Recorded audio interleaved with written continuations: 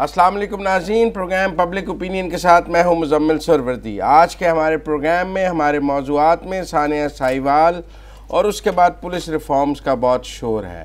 کیا ہوں گی یہ پولیس ریفارم؟ 100 نئے ماڈل تھانے بنانے کا اعلان کیا ہے۔ ہم محمد علی درانی صاحب سے جانیں گے کہ 100 نئے تھانے بنانے سے کتنی پولیس ریفارمز ہو جائیں گی۔ ساتھ ساتھ نیا بجٹ آیا ہے، ریئل اسٹیٹ سیکٹر میں کیا ہے۔ اس حکومت کے 2 بڑے وعدے ہیں، ایک وعدہ ہے 50 لاکھ گھر دینے کا اور ایک وعدہ ہے 1 کروڑ نوکریاں دینے کا۔ دوسرے حصے میں ہمارے ساتھ موجود ہوں گے کمال ناصر خان، جن سے ہم کچھ جانیں گے گھروں کی حقیقت اور اس بجٹ کے حوالے سے۔ پھر نواز شریف کی بیماری کیا ہے، کتنے وہ بیمار ہیں اور کتنے صحت مند ہیں، یہ بیماری انہیں کہاں لے جائے گی، یہ بھی جانیں گے۔ اور گیلپ کا سروے آیا ہے کہ 51% پاکستانی عمران خان کی کارکردگی سے متفق ہیں، 13% تو بہت اچھی جان رہے ہیں اور 38% نے کہا ہے کہ گڈ ہے اور 28% نے کہا ہے بری ہے، باقی کچھ نے کہا ہے بہت بری ہے، لیکن 51% ان کی کارکردگی سے مطمئن ہے۔ یہ سب ہیں آج کے موضوعات اور میرے ساتھ ہیں محمد علی درانی۔ السلام علیکم درانی صاحب۔ وعلیکم السلام۔ درانی صاحب، ثانیہ ساہیوال اب آہستہ آہستہ جو ہے، اب تو SSP کا بھی نام آ گیا جنہوں نے آرڈر دیا شوٹ ایٹ سائٹ کا، لیکن آپ کے خیال میں یہ ثانیہ ساہیوال ہمیں کیا پیغام دے گیا؟ بسم اللہ الرحمن الرحیم۔ ثانیہ ساہیوال کی حقیقت مزمل یہ ہے کہ وہ شاید کئی رات اس واقعے کو یاد کر کے ہم بھی نہ سوئے ہوں اور ہر آنکھ اشک بار تھی، ہر آنکھ اشک بار تھی اور جتنا بھی دکھ محسوس کیا جائے کم تھا۔ لیکن اس پورے واقعے کے 2 آسپیکٹس ہیں جو کہ ہمیں، ایک اس کا انسانیت کا آسپیکٹ ہے کہ ایک خاندان جس کے اوپر یہ مشکل گزری، دوسرا آسپیکٹ یہ ہے کہ وہ ادارہ جس کے ہاتھوں یہ کارروائی ہوئی، سی ٹی ٹی۔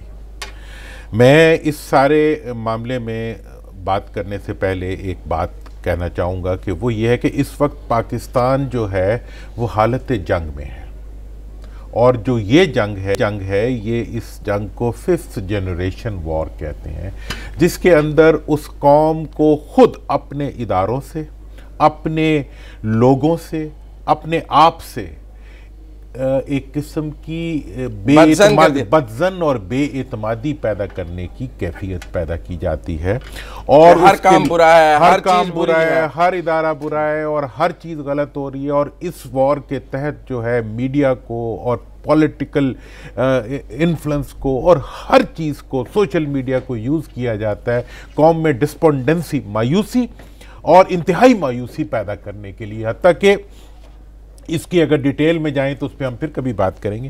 میں یہ سمجھتا ہوں کہ اس واقعے کا انسانی پہلو انتہائی تکلیف دہ تھا، لیکن میں ساتھ ہی یہ بھی سمجھتا ہوں کہ جس طریقے سے اس واقعے کو ہینڈل کیا گیا ہے حکومت کی طرف سے، وہ بھی بہت ہی ایک تکلیف دہ ہونے کے ساتھ ساتھ ایک اس میں ناسمجھی کا پہلو جو ہے وہ آپ کے خیال میں سی ٹی ٹی کو بہت زیادہ ملائن کیا گیا ہے، بطور ادارہ اسے ڈیمیج کیا گیا؟ دیکھیں، بطور ادارہ سی ٹی ٹی وہ ادارہ ہے جس نے پچھلے ایک عرصے میں اتنی بڑی قربانیاں دی ہیں اور اتنے بڑے بڑے پولیس کے آفیسرز جنہوں نے اپنی جانیں جو ہیں وہ دہشت گردی کے اندر نظر کر دیں۔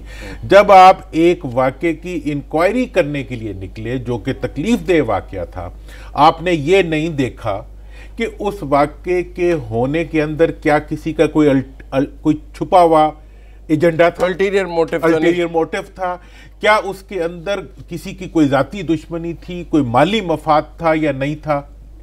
دوسری بات، جو وہاں پہ موجود اہلکاروں سے اگر غلطی ہوئی تو آپ یہ مجھے بتائیں کہ آپ آئی جی سے، ایڈیشنل آئی جی سے لے کے ڈی آئی جی سے لے کے آپ کسی افسر کو نہیں چھوڑتے اس ادارے کی، اور احتساب اوپر سے شروع ہوگا، اور پورے ادارے کو احتساب اوپر سے شروع ہوگا۔ اوپر سے احتساب کا جو شکل ہوتی ہے وہ میں یہ بتانا چاہتا ہوں کہ جس وقت پوری قوم کے اندر ایک ری ایکشن پیدا ہوتا ہے تو اس ری ایکشن کو ایڈریس کرنے کے لیے کچھ ہیڈز کو رول کرنا ہوتا ہے، لیکن وہ سیاستدان اپنے سر پیش کیا کرتے ہیں۔ اگر رانا ثناء اللہ کا سر پیش کیا گیا تھا ماڈل ٹاؤن کے واقعے کے اوپر تو وہ ایک وجہ تھی اس کی، اور میں دنیا کے اندر تو آپ کا خیال ہے سی ٹی ڈی کے افسران کو قربانی کا بکرا بنانے کی بجائے پولیٹیکل ہیڈز آتے ہیں، ہیڈ کو اپنے اوپر رسپانسبلٹی لے کے ایک فائٹنگ فورس کو پروٹیکٹ کرنا چاہیے تھا. اور میں یہ سمجھتا ہوں کراچی میں نقیب اللہ والا کیس ہوا، اس کے بعد جو بھی اس کی کتنا ظلم تھا، سب کچھ تھا، لیکن اس سب چیز کی ہینڈلنگ کے نتیجے میں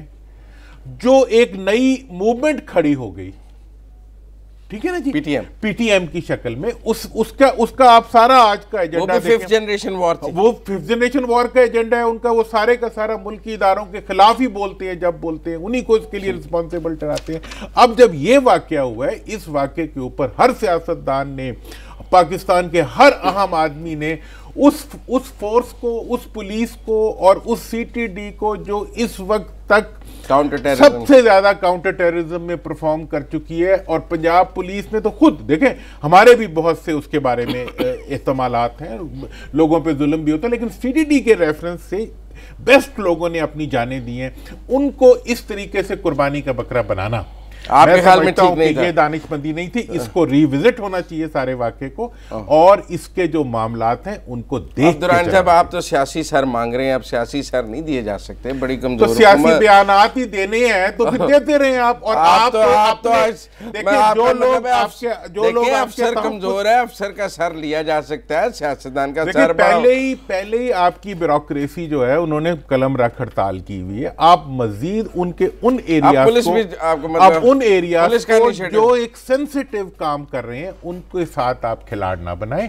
چیزوں کو پوری دنیا کے اندر جو واقعات ہوتے ہیں تو کہیں نہ کہیں آپ کا خیال ہے کہ اس ثانیہ ساہیوال میں سے دشمن نے بھی اپنے ایجنڈا نکالا ہے اور بڑے زور سے نکالا ہے. اور دہشت گردی کے راستے میں رکاوٹ کرنے والی فورس کو انہوں نے وہ کیا ہے، اس کو ڈیمیج کیا ہے اور ڈی مورلائز کیا ہے. اور مجھے رپورٹ ہے کہ انہیں ڈی مورلائز کیا گیا ہے، اور اس چیز کو ری ایڈریس ہونا چاہیے سارے معاملے کو.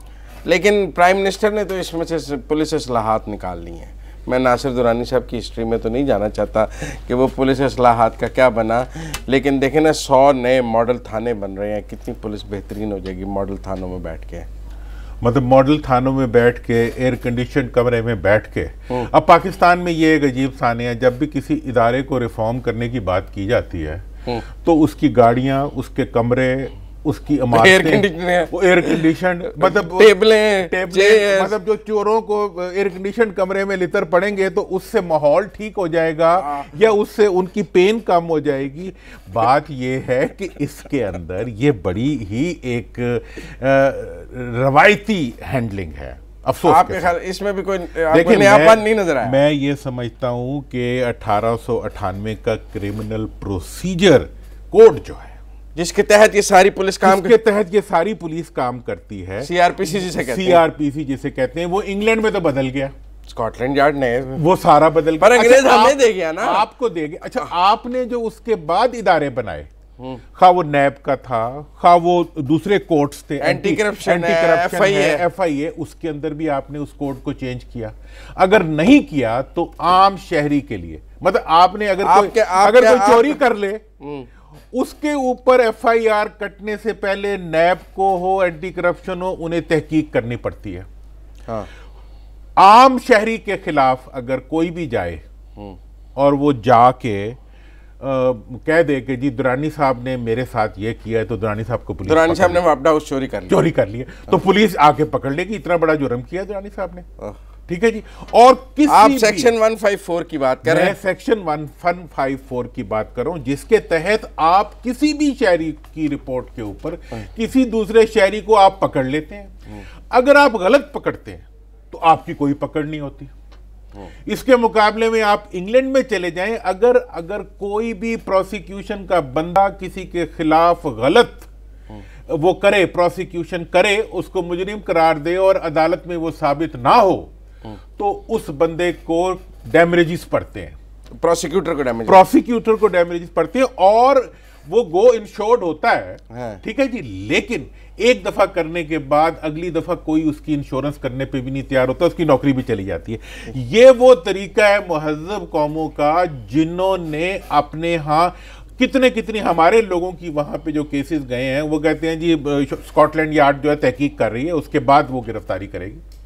ہم جو ہے جس دن ایف آئی آر ہوتی ہے اسی دن 15 لوگوں کو اٹھا لیتے ہیں یا 20 لوگوں کو اٹھا لیتے ہیں, ان کو مار مار کے ان سے پیسے لے لے کے ان میں آپ کا خیال ہے پولیس اصلاحات کے لیے آپ جو میں سمجھاؤں آپ کہہ رہے ہیں 1898 کا سی آر پی سی بدلیں, نئی قانون سازی کریں, پھر پولیس اصلاحات ہوں گی, تھانے بنانے سے نہیں ہوں گی. دیکھیں آپ اگر بنیاد کو نہیں تبدیل کرتے, بنیادیں ٹیڑھی کے اوپر اگر آپ جتنی مرضی عمارتیں بنا لیں, نئی اینٹیں لگا دیں, اے سی لگا دیں, وہ تھانوں کے اندر عزت کیسے ملے گی جب تک آپ پروسیجر چینج نہیں کریں گے.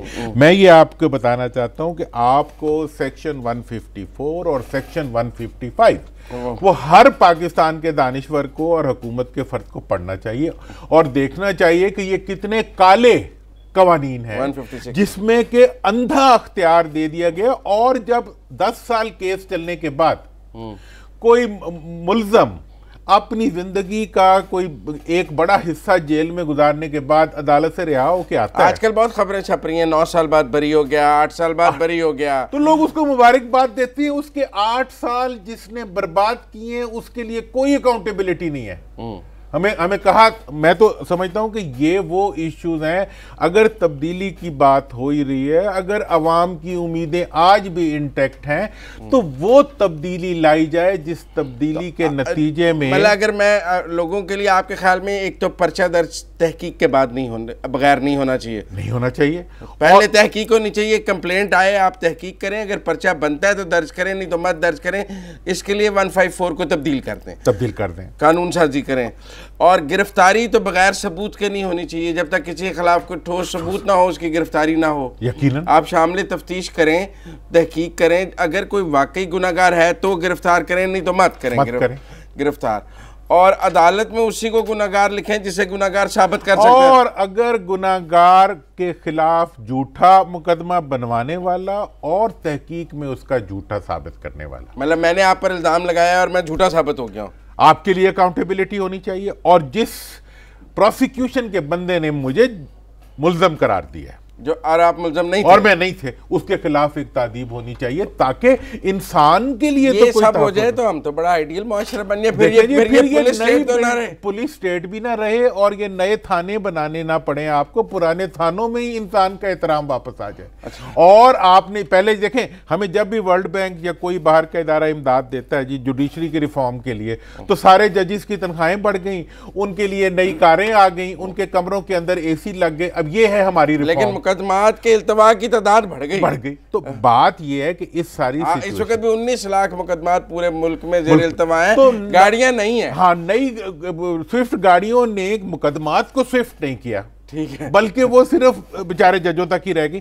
تو ججز کو پرفارمنس کے لیے ہمیں سٹرکچرل ریفارمز کی ضرورت ہے, اور میں اس وقت کی حکومت سے اور خود حکومت کے وہ تمام لوگ یہ بات حکمرانوں کو سمجھ نہیں ہے, کیونکہ شہباز شریف صاحب بھی پولیس ریفارمز کرنا چاہتے تھے, پرویز الہی صاحب نے نئے تھانے بنا دیے, شہباز شریف نے تنخواہیں بڑھا دی. یہ ہر حکمران کو ہو کیا جاتا ہے, آپ حکومت میں رہے ہیں, آپ سے پوچھ لیں ہو کیا جاتا ہے. ہماری ریفارمز جو ہیں وہ پبلک اسپیسیفک نہیں ہوتی, وہ ڈپارٹمنٹ اسپیسیفک ہوتی ہیں.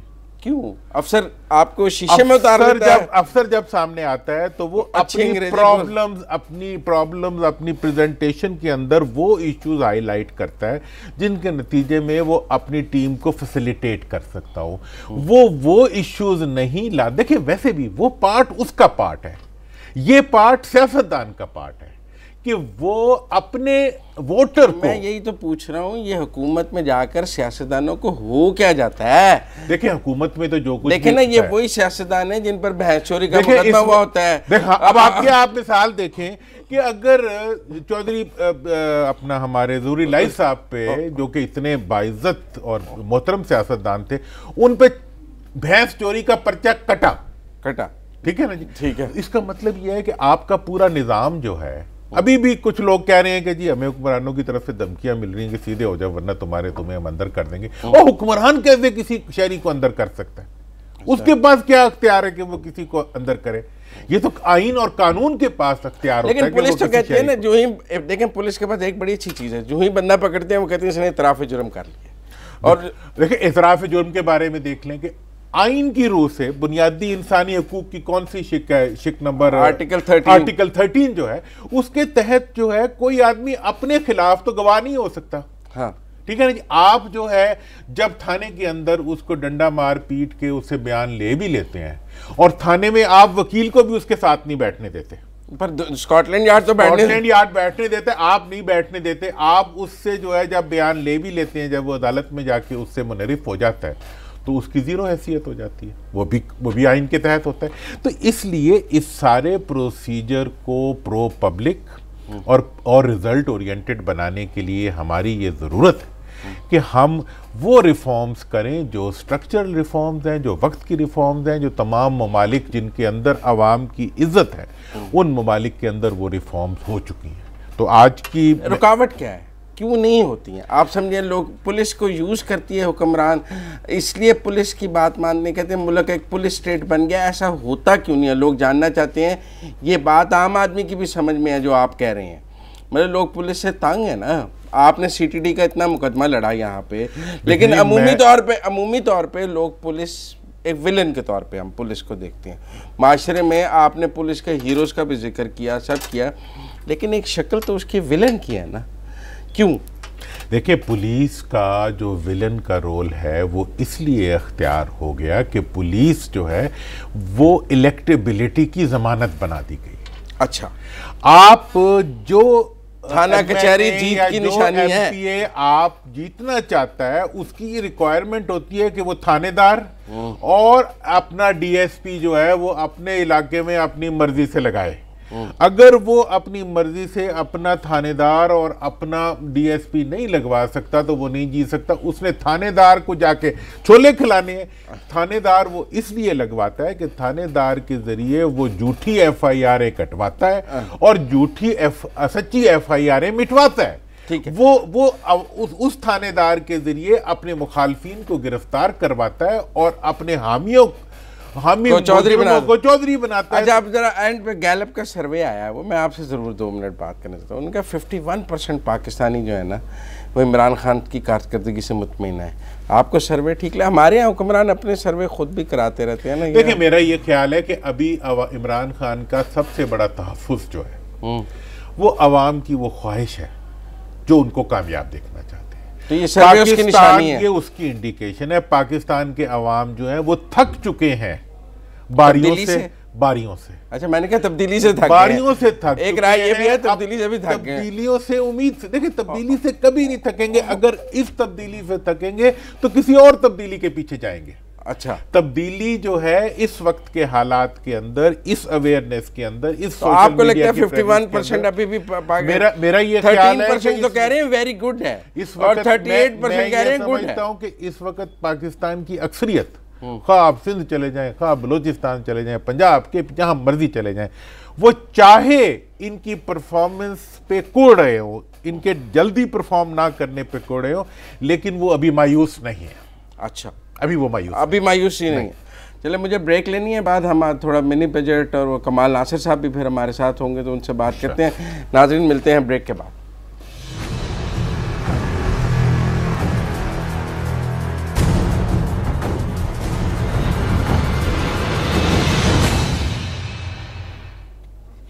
بریک کے بعد خوش آمدید ناظرین. بریک کے بعد ہم نے کچھ بات کرنی ہے اس بجٹ پہ, کچھ ریئل اسٹیٹ سیکٹر پہ, کچھ وہ 50 لاکھ کے گھروں والے میں.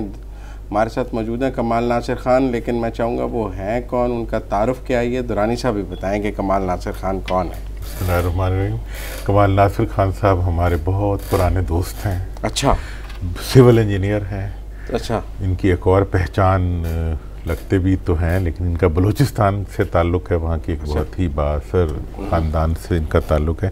لیکن ان کا جو اثر تعارف ہے وہ یہ ہے کہ یہ ایک سچے پاکستانی ہیں اور انہوں نے اپنی انجینئرنگ اور اپنی کنسٹرکشن اور اپنی جو جتنی بھی ان کی وہ ہے زندگی ہے وہ پاکستان کے ان پروجیکٹس کے لیے وقف کی ہے جو آج ایک مثال ہے. اور میں تو ان کا وہ بھی نہیں کبھی بھول سکتا کہ جب 2005 کا زلزلہ آیا تو اس کے بعد جہاں بھی ہمیں کسی تعمیراتی مسئلہ ہوتا تھا والنٹیئر سے ریلیٹڈ, اس سے ریلیٹڈ, تو میں ہمیشہ خان صاحب سے کہا کرتا, ایسوسیشن کے چیئرمین بھی رہے ہیں, ان کی اپنی بھی کمپنی, بہت بڑی کمپنی ہے اس کے بھی, اور یہ جو ہے انہوں نے کبھی مجھے نہ نہیں کہا, جو بھی ہم نے کہا انہوں نے, اور پرائم منسٹر کو بھی نہ نہیں کہتے. ہے نا. تو اس لحاظ سے میں یہ سمجھتا ہوں کہ یہ ایک اثاثہ ہے پاکستان کا, اور آج ان کا یہاں آنا میرے غازی بروتھا بنانے میں بھی ان کا بڑا, غازی بروتھا بھی انہوں نے اس کے ساری, بلکہ پاکستان کے اندر اگر آپ نے ڈیمز اور ان کنسٹرکشنز کو انڈیجنائز کرنا ہو, مقامی طور پر اس کی تعمیرات کو آگے بڑھانا ہو, تو اس میں اس قسم کے لوگ جو ہیں وہ بہت رول پلے کر سکتے ہیں. پھر سوال کر لوں میں کمال؟ بسم اللہ. کمال صاحب, یہ 50 لاکھ گھر بن جائیں گے, خواب لگتا ہے؟ بسم اللہ الرحمن الرحیم. مزمل صاحب تھینک یو ویری مچ. دورانی صاحب تو ہمارے مہربان بھی ہے, اور ہمارا ان کے ساتھ ایک بڑا احترام کا رشتہ ہے. تو ظاہر ہے جب کسی کے ساتھ آپ کا احترام کا رشتہ ہو تو پھر نہ اور ہاں کیا ہوتی ہے, بس پھر تو پھر حکم ہوتا ہے, ماننا پڑتا ہے آپ کو. جہاں تک آپ نے بات کی 50 لاکھ گھروں کی, ڈیفینیٹلی یہ ایک بڑا ایمبیشیس پلان ہے گورنمنٹ کا, اور گورنمنٹ نے شاید یہ پلان یا جو بھی انہوں نے سوچا ہوگا وہ اسی لیے سوچا ہوگا کہ پاکستان میں اتنے سالوں سے اتنی شدید کمی رہی ہے گھروں کی, اور گھروں کی کمی کی وجہ سے ہمارے بے شمار لوگ جو ہیں جن کے سروں پہ چھت نہیں ہے, تو ڈیفینیٹلی بن تو سکتے ہیں. اب یہ دیکھنا پڑے گا کہ ہمارے پاس کیا وہ بجٹ یا وہ جو ریسورسز ہے وہ ہم پوری کر سکیں گے 5 سالوں میں, کہ نہیں کر سکیں گے. آپ نے بھی سنا ہے وزیر اعظم کو گھر بنانے کی پیشکش کی ہے, وہ کیا ہے؟ ہم نے اس جو پروگرام ہے, نیشنل پروگرام, جو ہاؤسنگ نیشنل پروگرام گورنمنٹ کا بھی جو انہوں نے الیکشن سے پہلے اور الیکشن کے بعد لانچ کیا ہے, اس میں ہم نے 50,000 گھروں کی کمٹمنٹ کی ہے, 50,000 یونٹس کی کمٹمنٹ کی ہے, جس کا مطلب ہے کہ ہم نے 1% کمٹمنٹ کی ہے, یعنی ہم نے گورنمنٹ سے 1% کا بوجھ اتارنے کا ان کو آفر کیا ہے, اور انشاءاللہ ہم اس میں اس کو نہیں 50,000 گھر بنائیں گے, پیسے تو حکومت دے گی, جگہ حکومت دے گی, آپ نے تو بنانا ہی ہے نا. اصل میں بنانے والے تو ultimately down the string contractors یا ڈیولپرز ہی ہوں گے, مگر ہمارا یہ جو میں نے آفر کیا وہ یہ آفر کیا ہے, چونکہ اس میں قانون, آئین, بیوروکریسی کافی چیزیں انوالو ہے, اور چونکہ جیسے دورانی صاحب ابھی فرما رہے تھے کہ بھئی لوگوں کی خواہش ہے کہ جلد کامیابی ہو, تو یہ وہ پہلا سٹیپ ہے جلد کامیابی کی, جس میں ہم نے آفر کیا ہے کہ ہم زمین بھی ہم دیں گے, زمین کا انفراسٹرکچر بھی ہم ڈیولپ کریں گے, ڈیزائن ایز پر گورنمنٹ کا جو بھی پلان ہوگا اس کے پر ہم ڈیزائن ان کے ساتھ ویٹ کریں گے اور بنائیں گے, پلس اس کی کنسٹرکشن ہم کریں گے, تاکہ وہ جو بیچ میں رکاوٹ ہے, زمین بھی آپ کی, پیسہ بھی آپ کا, جگہ بھی آپ کی, بنائیں گے بھی آپ. جی بالکل ہم بنائیں گے. تو اس کے بعد آپ گورنمنٹ کو دے دیں گے کہ وہ اپنی اسکیم کے تحت اس کو لانچ کر دیں. ہم گورنمنٹ کی اسکیم میں شامل ہو جائیں گے, جو اسکیم ہے جو انہوں نے آفر کی ہے پبلک کے لیے, تو ظاہر ہے اس میں گورنمنٹ کو تو ہم نہیں دیں گے, تو ہم پبلک کو دیں گے, اور پبلک جو بھی گورنمنٹ کا بھی جو پالیسی آ رہی ہے, میرے خیال میں یہ شاید اسمبلی میں چلا گیا ڈرافٹ لا جو نیا ہاؤسنگ اتھارٹی کا ہے, تو اس میں ہم شامل ہو جائیں گے. یہ سمجھ لیں کہ ہم ان سے 1% کا بوجھ اتاریں گے. تو یہ کون دور دراز علاقوں میں گھر بنا رہی ہیں آپ؟ شروع تو ہم کریں گے کہ جہاں سے زیادہ اٹریکشن ہو, بڑے شہر, جیسے کہ میں چونکہ لاہور میں رہتا ہوں تو میں لاہور سے ہی شروع کروں گا, اور پھر اس کے بعد دیکھیں گے کہ ڈیمانڈ میرے خیال ہے فیصل آباد, گجرانوالا, اور سب سے جو بڑا ڈیمانڈ مجھے لگتا ہے وہ کراچی سے آئے گا. تو یہ 4 شہروں میں ہماری طرف سے سجیشن ہوگی, باقی دیکھیں گے کہ آئے پبلک کی ڈیمانڈ کیا ہے, یہ تو پبلک کی ڈیمانڈ کے مطابق ہوگا. اس میں اقبال صاحب یہ بتائیں کہ جو بات آپ کی مجھے سمجھ آئی ہے, آپ کہہ رہے ہیں کہ آپ زمین بھی دیں گے, گھر بھی بنائیں گے, اور اس کے اوپر جو انویسٹمنٹ آئے گی وہ بھی آپ کریں گے. جی بالکل کریں گے. آپ جو 50,000 گھر بنانے جا رہے ہیں, اس پہ کتنا خرچہ آئے گا؟ اس پہ تخمینہ آج کے حساب سے 100 ارب سے اوپر کا رہا ہے. اچھا 100 ارب سے اوپر, اور وہ سارا کی ساری انویسٹمنٹ آپ خود کریں گے؟ یہ ہوگا سٹیج میں کہ ہم پہلے کوئی انیشل جو ہمارے پلان ہے, جو بھی ہمارے تیزی سے پلان اس پہ پلاننگ پہ کام ہو رہا ہے, وہ ہے 5,000 گھر, 5,000 یونٹ. اب 5,000 یونٹ اب جب آپ مائنس کریں گے 50,000 سے, تو کاسٹ اتنا کم ہو جائے گا. یہ ہم آفر کریں گے جب اس کی بکنگ آئے گی اور اس کا کنسٹرکشن شروع ہو جائے گا, تو جیسے جیسے ہمیں ان کے جو قسطیں آئیں گے اسی سے ہم آگے والے کام مطلب ایک ریوالونگ فنڈ سا بنے گا. اس میں یہ ایک اور بات فرمائیں کہ اس سے تو جابس بھی بہت نکلیں گی آپ کے. کتنی لوگوں کو دیکھیں, ایک طرف اگر آپ یہ 1% کام کر رہے ہیں تو کتنی نوکریاں, اس 1% کے اگینسٹ کتنی نوکریاں نکلیں گی؟ دورانی صاحب میں آپ کو سمپل صرف میسن اور لیبر جو گرے سٹرکچر پہ 50,000 گھروں پہ 32 لاکھ دیہڑی, 32 لاکھ دیہڑی. اب اس میں پلمبنگ شامل نہیں ہے, اس میں الیکٹریکل شامل نہیں, اس میں وہ افسران, انجینئرز, سپروائزر وہ شامل نہیں ہے جو اس کو سپروائز کریں گے, اس میں وہ شامل نہیں ہے جو بیک اینڈ پہ اینٹ, سیمنٹ, سٹیل, سیرامک, یہ سارا شامل نہیں ہے. تو یہ صرف 32 لاکھ کا ڈیلی ویجر ہو جائے گا, ڈیلی ویجز لگیں گے. اب اس کا کاسٹ میں بتا دیتا ہوں. اس میں جو 1% پہ جو ڈیلی ویجز کا جو کاسٹ آ رہا ہے وہ ہے 7 ارب روپے. جو گورنمنٹ کا ٹوٹل پلان آئے گا اس پہ 32 لاکھ زیادہ نہیں ہے. ایک سوال ہے, 32 لاکھ لوگ 5000 گھر بنانے, 32 لاکھ نہیں, 50,000 گھر, 50,000 گھروں پہ 32 لاکھ مین ڈیز, یعنی 32 لاکھ دیہڑیاں. 32 لاکھ آسان الفاظ میں بتائیں نوکریاں کتنی, نوکریاں کتنی نکلیں گی؟ نوکریاں پورے جو میں نے حساب لگایا 50,000 گھروں کے لیے, 50,000 گھروں پہ تقریباً 50 لاکھ گھروں پہ 2.5 ملین نوکریاں ملیں گی ٹوٹل 5 سال. 25 لاکھ 25 لاکھ 50 لاکھ گھروں پہ, 50 لاکھ گھروں پہ 50,000 گھروں پہ 2.5 لاکھ نکلیں گی, 1% نکلیں گے, 1% نکلیں گے, 1% نکلیں گے. 2.5 لاکھ نوکریاں جو ہیں وہ 50,000 گھروں کے, تو اس کا مطلب ڈیوائڈ کریں آپ, مزید 5 سال پہ ڈیوائڈ کریں تو 50,000 نوکری پر ایئر. یہ 50,000 نوکری پر ایئر. اس کا مطلب ہے جو انہوں نے کلیم کیا ہوا ہے نوکریاں, کتنا کلیم کیا ہے؟ 1 کروڑ نوکریاں, 1 کروڑ. تو اس کا مطلب ہے کہ اس کا ایک بہت بڑا حصہ 1/4 تو یہاں سے. اچھا اب ایک اور لیکن میرا سوال ہے خان صاحب کہ آپ نے اپنی حیثیت میں آپ نے 50,000 گھروں کا کیا ہے. آپ جیسے اور بھی تو بہت پاکستان کے اندر انجینئر ہیں, ڈیولپرز ہیں جو یہ کام, آپ کانٹریکٹر ایسوسی ایشن کے بھی ہیں, تو کیا آپ 1% کو اوپر کی طرف نہیں لے جا سکتے؟ درانی صاحب یہ آپ درست توجہ دلائیے. جب یہ پتہ چلا ہے لوگوں کو کہ بھئی یہ تو سب کو پتہ ہے کہ پرائم منسٹر کے پروگرام آ رہا ہے اور ابھی اس فیز میں جس میں پلاننگ ہو رہی ہے اور قانون سازی ہو رہی ہے. جب میں نے اناؤنس کیا تو جو میرے 2 کولیگز ہیں, ایک میرے کولیگ ہوئے جو میرے ساتھ یونیورسٹی میں پڑھتے رہے انجینئرس, ایک میرے کولیگ ہوئے جو میرے ساتھ ایسوسی ایشن میں ہیں, دونوں طرف سے پرزور ہمیں آفر آئی ہے کہ جناب 5,000 2,000 اس پہ ایسے جتنی جس کی کمپنی کا سائز ہے وہ کہہ رہے ہیں ہمارے بھی اس میں حصہ ڈال دیں, ہم بھی آپ کے اس پروگرام میں جو پروگرام جو آپ چلا رہے ہیں. کمال صاحب آپ کا تعلق ریل اسٹیٹ سیکٹر سے ہے نا؟ ہمارا تعلق کنسٹرکشن سے ہے, لیکن وہ ریل اسٹیٹ ہوگا تو کنسٹرکشن ہوگی نا, دونوں چیزیں الگ الگ ہیں. درانی صاحب پچھلے پروگرام میں ہم نے ایک واٹس ایپ نمبر دیا تھا کہ لوگ اپنا فیڈ بیک ہمیں دیں. ریل اسٹیٹ کے حوالے سے ایک فیڈ بیک ہمیں آیا ہے, وہ ذرا آپ کمال صاحب سن لیں, اس پر بھی ہم آپ کا ضرور تجزیہ چاہیں گے. ذرا وہ سنیں, ہمیں ایک اسلام آباد سے ریل اسٹیٹ کے سیکرٹری احسن ملک صاحب نے کیا تجزیہ بھیجا. ہمارا تو ویسے درخواست بھی ہے کہ جتنے زیادہ سے زیادہ میسیجز اور پیغام, ویڈیو میسیجز آپ ہمیں کر سکیں تو وہ ہم چلائیں گے.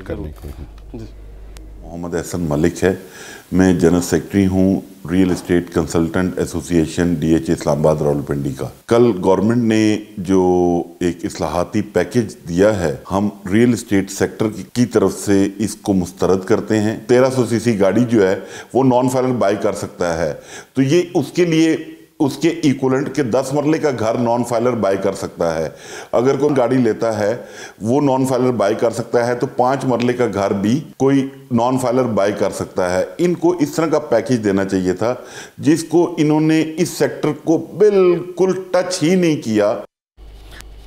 وہ یہ کہہ رہے ہیں کہ آپ اگر گاڑیوں کو دے سکتے ہیں نان فائلرز کو, چھوٹے گھر بھی اور نان فائلرز کو لینے دینے کی اجازت ہونی چاہیے. یہ ٹیکسیشن کا مسئلہ ہے, مگر ڈیفینیٹلی اگر آپ نے سیکٹر کو چلانا ہے تو اس میں سے یہ جو اس قسم کی رکاوٹیں دور کرنی پڑیں گی. ادروائز میرا خیال ہے کہ پھر شاید ویسی پذیرائی نہ ہو, مگر جو گورنمنٹ کی اسکیم ہے وہ تو ہے افورڈیبل ہاؤسز. افورڈیبل, لیکن اوورال اس میں ایک منٹ میں خان صاحب یہ بتائیں کہ آپ کی کمپنی کس نمبر پہ آتی ہے؟ ہم پاکستان کے ٹاپ 5 میں آتے ہیں. نمبر 1 کون ہے؟ نمبر 1 جو ہے بغیر کسی شک بریک کے بعد نہ لے لیں, 1 منٹ پھر اس کے بعد وہ اگلا بریک. Discount engineering. تو یہ تو بڑا آج کل ایشو چل رہا ہے, وہ داؤد صاحب والی ایشو جو چل رہا ہے, مجھے سمجھ میں نہیں آتا کہ وہ ایشو کیوں ہے. اچھا, انہوں نے ایک ٹرانسپیرنٹ طریقے سے اپنا بڈ کیا ہے, اور بڈنگ جو ہے وہ وابڈا کے ساتھ کیا ہے. وابڈا کا جو ایکسپیرینس ہے وہ بڑی میچور ایک آرگنائزیشن ہے جس میں انٹرنیشنل لوکل دونوں کا اس کا ایکسپیرینس ہے کانٹریکٹ کے پروکیورمنٹ کا. مجھے نہیں لگتا کہ وہاں پہ کوئی بھی ایسی مس پروکیورمنٹ ہوئی ہے.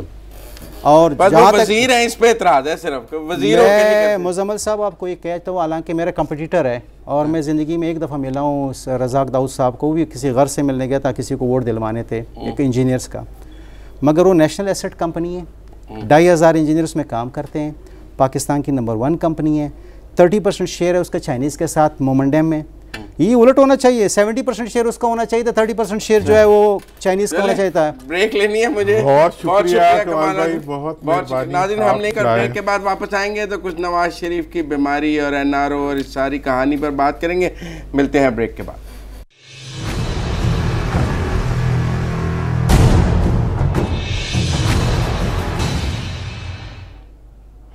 بریک کے بعد خوش آمدید ناظرین. ہم بات کریں گے اس حصے میں میاں نواز شریف کی بیماری کے حوالے سے, کچھ NRO کے حوالے سے, کتنا دور ہے کتنا قریب ہے.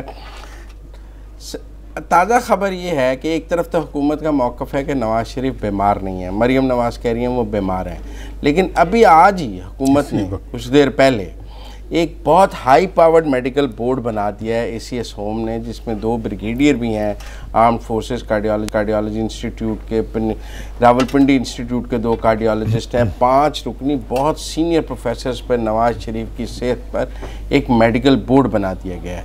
اگر وہ صحت مند ہیں تو یہ میڈیکل بورڈ بنانے کی کیا ضرورت تھی؟ اس میں 2 سرونگ بریگیڈیئر بھی شامل کیے گئے ہیں آرمڈ فورسز کے میڈیکل انسٹیٹیوٹ سے. تو ہم درانی صاحب سے اس پہ جانیں گے. درانی صاحب, ایک طرف تو وہ کہتے ہیں وہ بیمار نہیں ہے, دوسری طرف اس پر بڑا ہائی پاورڈ بورڈ بھی بنا رہے ہیں, کیا چکر ہے یہ بیماری کا؟ تہمینہ بی بی کا بھی ایک ٹویٹ آیا تھا, تہمینہ درانی کا بھی ٹویٹ آیا, اور جو کہ اپیرنٹلی میاں صاحب کی اتنی حمایتی نہیں ہے. انہوں نے بھی یہ کہا تھا کہ وہ بہت بیمار ہیں. دیکھیں بات اس میں ایک میاں صاحب کو تکلیف تو ہے, اس میں تو کوئی شک نہیں ہے. ہاں, وہ بطور وزیر اعظم اپنا ہارٹ کا علاج کراتے ہیں. حکومت نے کوشش بھی کی کہ انہیں ہاسپٹل شفٹ کر دیں, لیکن انہوں نے انکار کیا میاں نواز شریف. ہاں اچھا. اور غالباً اور یقیناً وہ یہ چاہتے ہیں کہ اگر میں یہاں سے نکلوں تو میں جیل سے نکل کے کہیں جاؤں, ہسپتال سے نکل کے نہ جاؤں. اچھا, اس لیے وہ جیل میں رہنا چاہتے ہیں. جیل میں رہ رہے ہیں اور رہنا چاہتے ہیں. دوسری طرف جو ہے ایک حقیقت ہے کہ اس سائز کے لیڈروں کو زیادہ دیر تک جیل میں رکھنا مشکل ہو جایا کرتا ہے, جن کی فالوئنگ بھی ہو, جن کی بیکنگ بھی ہو. اور دوسری طرف ہم نے آپ کو پہلے ایک بات اپنے ناظرین کو سب سے پہلے ہم ہی نے دی تھی, جیسے آج آپ نے یہ بورڈ کی خبر بھی, اسے عام زبان میں اس کو بریکنگ نیوز کہتے ہیں, جو آپ نے دی ہے. ہم نے یہ کہا تھا کہ میاں صاحب سیف پولیٹیکل پیسج, ہاں آپ اس کو NRO نہیں کہتے ہیں, کی طرف بڑھ رہے ہیں. تو یہ جو بھی اقدامات لوگ NRO کہتے ہیں, آپ نے کیا پھر ہم اس کو, یہ جو بھی اقدامات ہیں یہ NRO کی طرف پیش قدمی ہے, بیماری بھی پیش قدمی ہے. بیماری کے لیے بننے والا بورڈ جو ہے وہ بھی اس کی پیش قدمی ہے. اس ساری صورتحال میں میں چند باتیں کر دیتا ہوں. پہلی بات تو یہ ہے کہ یہ بورڈ جو ہے یہ باہر جانے کا دروازہ ہے. ٹھیک ہے. نمبر 2, میاں صاحب کے ساتھ ساتھ شہباز صاحب بھی جائیں گے, وہ بھی بیمار. ٹھیک ہے جی, وہ بھی بیمار ہیں اور ان کا بھی NRO بنتا ہے. میاں صاحب سے موجودہ حکومت زیادہ عرصہ ریٹین کر سکتی, لیکن چونکہ پرفارمنس کا لیول ابھی وہ نہیں ہے جس لیول کے اوپر ان میں یہ ہولڈ کرنے کی کیپیسٹی ڈیولپ ہو جاتی, اس لیے وہ ہولڈ نہیں کر پا رہے. میاں صاحب سے مالی معاملات کا پیکج وہ کتنا اچھا بنوا لیتے ہیں, یہ ابھی وقت جب سامنے آئے گا تو ہم بتا دیں گے. اور اس سے آگے بڑھتے ہوئے میں آج یہ محسوس کر رہا ہوں کہ میاں صاحب کا جو یہ اصرار ہے کہ ان کے بعد مریم صاحبہ جو ہیں وہ پارٹی کو لیڈ کرنے کے لیے وہ ان کے لیے بھی سیف پیسے. یہ تو خبر آپ پہلے دے چکے ہیں کہ چارٹر آف ڈیموکریسی وہ سائن کریں گی بلاول کے ساتھ. ہاں, تو اب یہ ہے کہ اس چیز کا امکان پیدا ہو رہا ہے کہ مریم صاحبہ جو ہیں وہ ان سب دباؤ کے بیچ میں سے وہ لیڈرشپ کے تک پہنچ جائیں اس ساری سچویشن کے اندر. لیکن وہ جہاں بھی پہنچیں گی وہ ایک نیا سوشل یا پولیٹیکل یا اسٹیٹ کانٹریکٹ کے ساتھ آئیں گی اور وہ اسی طرح بیہیو کریں گی جس طرح وہ پرانے والی مریم نہیں ہوگی, پرانے والی شاید نہ ہو. جس طرح اب خاموش میاں صاحب جو ہیں وہ جس مریم کو چھوڑ کے جائیں گے وہ بولیں گی تو ضرور, لیکن بہت شکریہ درانی, آپ نے آج کا ہمارا پروگرام دیکھا. ہمارے میں ضرور فیڈ بیک دیجئے. درانی صاحب کے ٹویٹر پہ, میرے ٹویٹر پہ, واٹس ایپ نمبر بھی آپ کو دیا ہے, اس پر اپنا میسیج دیجئے. آج تک کے لیے اتنا ہی. اپنے میزبان مزمل سہروردی کو اجازت دیجیے. اللہ حافظ.